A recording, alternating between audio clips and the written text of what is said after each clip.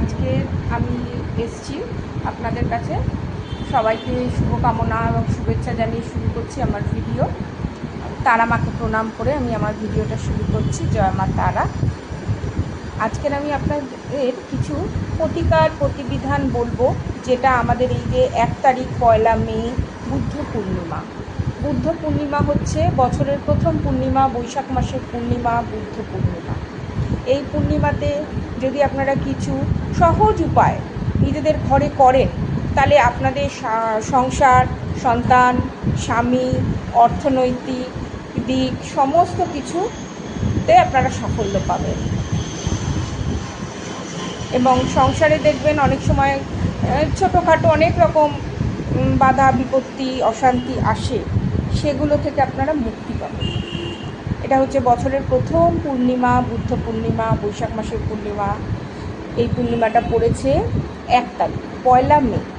1 মে বুদ্ধ পূর্ণিমার দিন আপনারা সবাই ঘুম থেকে সকালে উঠে যতটা পারবেন সাত্ত্বিকভাবে থাকবেন। যদি নিরামিষ আহার করতে পারেন করবেন, যদি না করতে পারেন আমিষ আহার করবেন, কিন্তু কোনো পোড়া বা তিতো খাবেন না। দুটো জিনিস খাবেন না, একটা হচ্ছে পোড়া খাবার, একটা হচ্ছে তিতো খাবার। এই দুটো জিনিস আপনারা খাবেন না। ওই 1 নাম্বার। আর 2 নাম্বার, সন্ধ্যের সময় আপনারা সবাই সন্ধে দেন, সন্ধ্যা আরতি করেন। আপনারা যেই দেবতাকে মনে করেন বা ইষ্ট দেবতা আপনাদের ঘরে যিনি আছেন, তাকে তার সামনে আপনারা একটা ঘিয়ের প্রদীপ প্রজ্বলন করবেন। এবং সেই ঘিয়ের প্রদীপটা মাকে বা আপনাদের ইষ্ট দেবতা যাকেই আপনারা স্মরণ করেন প্রতিদিন, তাকে আরতি করার পর সেই ঘিয়ের প্রদীপটা উত্তর দিকে, আপনাদের বাড়ি বা ফ্ল্যাটে বা আপনারা যেখানে থাকেন বাস্তুর উত্তর দিকে রেখে দেবেন।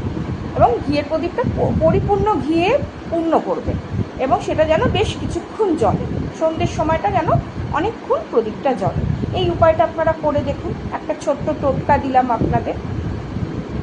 ঠিক আছে, ভালো থাকবেন সবাই, খুব ভালো থাকবেন। নতুন বছর 1433 বাংলার নতুন বছর যেন খুব শুভ হয়, আপনাদের খুব ভালো হয়।